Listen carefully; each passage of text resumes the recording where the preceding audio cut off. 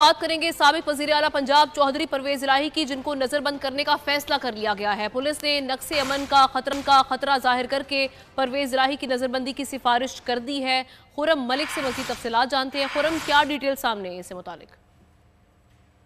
पंजाब चौधरी परवेज इलाही को नजर का फैसले का जो है सामने आया है, जबकि पुलिस ने नुक्से अमन का खतरा जाहिर करके परवेज इलाही के नजरबंदी की सिफारिश जो है वो कर दी है।